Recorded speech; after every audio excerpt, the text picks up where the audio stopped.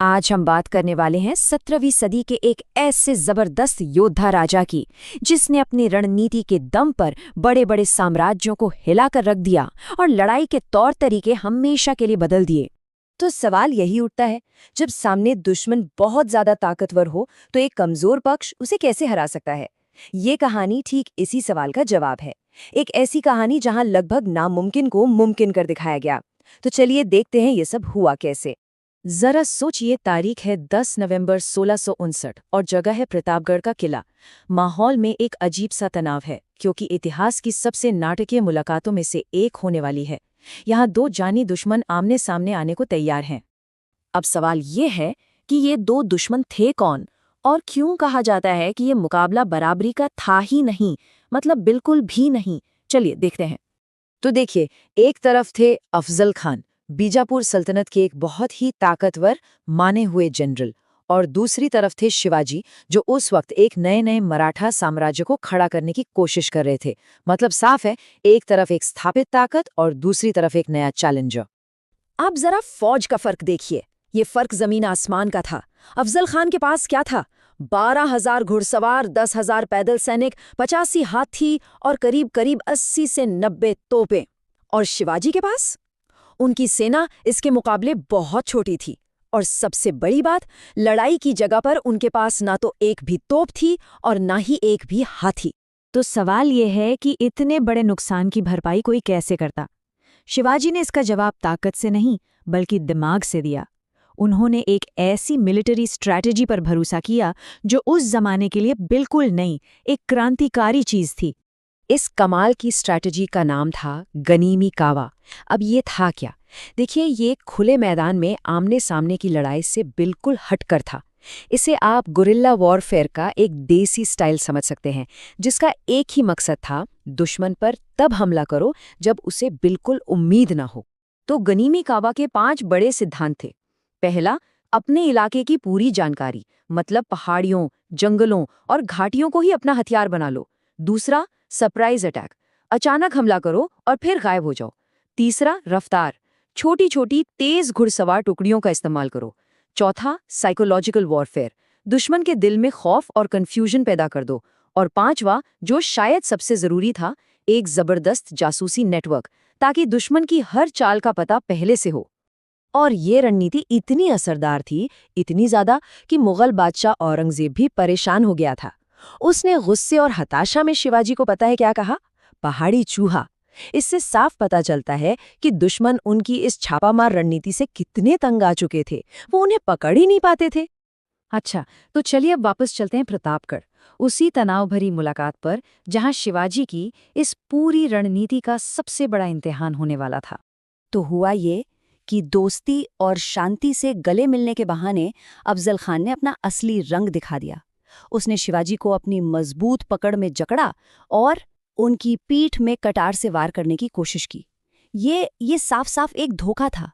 लेकिन अफजल खान एक बात नहीं जानता था, वो ये कि शिवाजी को इस धोखे का अंदेशा पहले से था। वो पूरी तैयारी के साथ आए थे। उनकी सोच हमेशा दुश्मन से एक कदम आगे रहती थी। कैसे? पहली चीज, उन्होंने अपने कपड़ों के अंदर एक लोहे का कवच पहन रखा था जिसने कटार के वार को रोक लिया। और दूसरी चीज, उनके हाथ में छिपा था वाघ नख, बाघ के पंजों जैसा एक खतरनाक हथियार, जिसे खास तौर पर ऐसे ही नजदीकी और अचानक हमलों के लिए बनाया गया था।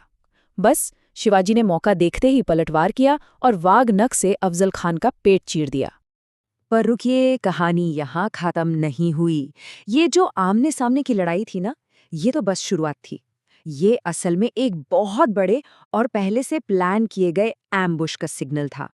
जैसे ही अफजल खान जमीन पर गिरा, किले से एक तोप दागी गई। ये एक इशारा था, और इस इशारे के मिलते ही जावली के घने जंगलों में छुपे हजारों मराठा सैनिक अचानक बाहर निकले और बीजापुर की सेना पर टूट पड़े। वो सेना जिसका लीडर मारा जा चुका था और जिसे इस हमले की भनक तक नहीं थी। उस जमाने की एक किताब है शिव भारत, उसमें भी लिखा है कि कैसे वो पहाड़ी इलाका मराठा पैदल सैनिकों के लिए वरदान साबित हुआ, लेकिन आदिल शाही घुड़सवार सेना के लिए वो एक जाल बन गया। वो वहां बिल्कुल बेअसर हो गए। ये शिवाजी की उसी रणनीति का एक बेहतरीन उदाहरण था, जिसमें जमीन को ही हथियार की तरह इस्तेमाल किया गया। और नतीजा बिल्कुल चौंकाने वाला था। अफजल खान की सेना के 5,000 सैनिक मारे गए। सोचिए, 5,000! ये बीजापुर सल्तनत के लिए एक बहुत बड़ी और अपमानजनक हार थी। और दूसरी तरफ मराठा सेना, उनके सिर्फ 1,734 सैनिक हताहत हुए। अब जब आप इन दोनों आंकड़ों को साथ में देखते हैं तो साफ पता चलता है कि शिवाजी की स्ट्रैटेजी कितनी कितनी जबरदस्त और असरदार थी। देखिए, प्रतापगढ़ की ये जीत सिर्फ एक लड़ाई जीतना नहीं था, ये उससे कहीं बढ़कर थी। ये वो चिंगारी थी जिसने मराठा साम्राज्य की आग को हवा दी। इसी जीत ने शिवाजी की एक महान शासक के तौर पर उनकी विरासत की नींव रखी। 1659 की इस जीत ने तो ये साबित कर दिया कि उनकी नई युद्ध नीति कामयाब है। लेकिन कहानी यहाँ रुकी नहीं। 1666 में उन्होंने आगरा में औरंगजेब की कैद से ऐसा गजब का फरार किया कि मुगल बादशाह बस देखता रह गया। और फिर आया साल 1674, जब उनका छत्रपति के रूप में राज्याभिषेक हुआ और एक आज़ाद मराठा साम्राज्य की औपचारिक तौर पर स्थापना हुई। लेकिन शिवाजी सिर्फ एक महान योद्धा नहीं थे, उनकी विरासत और भी बड़ी है। उन्हें father of the Indian navy भी कहा जाता है, क्योंकि उन्होंने एक बहुत ताकतवर नौसेना बनाई। वो मानते थे कि असली ताकत समुद्र पर राज करने से आती है। यही नहीं, उनकी सेना में भर्ती काबिलियत पर होती थी, जाति या खानदान के आधार पर नहीं। और तो और, वो सभी धर्मों का सम्मान करते थे।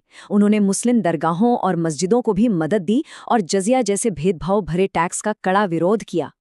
तो कुल मिलाकर हम ये कह सकते हैं कि प्रतापगढ़ की जीत सिर्फ एक लड़ाई की जीत नहीं थी, ये एक आइडिया की जीत थी।